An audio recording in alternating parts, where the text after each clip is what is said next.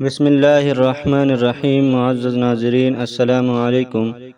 ہجرت مدینہ سے تقریباً 5 سال پہلے ایک مرتبہ مشرکین مکہ حضور اکرم صلی اللہ علیہ وسلم کے پاس جمع ہو کر آئے، جن میں ولید ابن مغیرہ، ابو جہل، عاص ابن وائل، عاص ابن ہشام، اسود ابن عبد یغوث، اسود ابن مطلب، زمعہ ابن الاسود، نضر ابن حارث وغیرہ وغیرہ بھی تھے۔ حضور اقدس صلی اللہ علیہ وسلم سے یہ درخواست کی کہ اگر آپ سچے نبی ہیں تو اپنی نبوت کا کوئی خاص نشان دکھلائے، اور ایک روایت میں ہے کہ یہ کہا کہ چاند کے 2 ٹکڑے کر کے دکھلاؤ۔ رات کا وقت تھا اور 14ویں رات کا چاند طلوع کیے ہوئے تھا۔ آپ صلی اللہ علیہ وسلم نے فرمایا، اچھا، اگر یہ معجزہ دکھلا دوں تو ایمان بھی لے آؤ گے؟ لوگوں نے کہا، ہاں، ہم ایمان لے آئیں گے۔ حضور اکرم صلی اللہ علیہ وسلم نے حق جل شانہ سے دعا کی اور انگشت مبارک سے چاند کی طرف اشارہ فرمایا۔ اسی وقت چاند کے 2 ٹکڑے ہو گئے، ایک ٹکڑا جبل ابی قبیس پر تھا اور دوسرا ٹکڑا جبل قیقاعان پر تھا۔ دیر تک لوگ حیرت سے دیکھتے رہے۔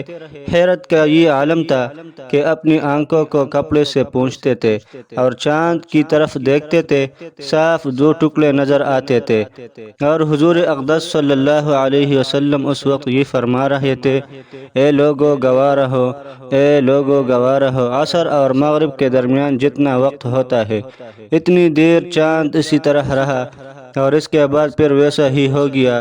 مشرکین مکہ نے کہا کہ محمد صلی اللہ علیہ وسلم نے جادو کر دیا ہے، تم باہر سے آنے والے مسافروں کا انتظار کرو اور ان سے دریافت کرو، کیونکہ یہ ناممکن ہے کہ محمد صلی اللہ علیہ وسلم تمام لوگوں پر جادو کر دے۔ اگر وہ بھی اس طرح اپنا مشاہدہ بیان کرے تو سچ ہے، اور اگر یہ کہے کہ ہم نے نہیں دیکھا تو سمجھنا کہ حضرت محمد صلی اللہ علیہ وسلم نے تم پر سحر کیا ہے۔ چنانچہ مسافروں سے دریافت کیا گیا۔ ہر طرف سے آنے والے مسافروں نے اپنا مشاہدہ بیان کیا کہ ہم نے شق قمر دیکھا ہے، مگر ان شہادتوں کے باوجود بھی معاندین ایمان نہ لے آئے اور یہ کہا کہ یہ سحر مستمر ہے، یعنی عنقریب اس کا اثر زائل ہو جائے گا۔ اس پر کچھ آیتیں نازل ہوئی۔ معجزہ شق قمر کا رسول اللہ صلی اللہ علیہ وسلم کے زمانہ میں واقع ہونا قرآن کریم، احادیث متواترہ، اسانید صحیحہ اور جیدہ سے ثابت ہے، اور اسی پر تمام سلف اور خلف کا اجماع ہے۔ اور کسی شاذ اور نادر نے جو انشق القمر بصیغہ ماضی کو مانا سے انشق القمر لیا ہے، وہ سراسر ظاہر قرآن اور احادیث صریحہ اور صحیحہ اور تصریحات سلف و خلف کے خلاف ہے، قابل اعتبار نہیں۔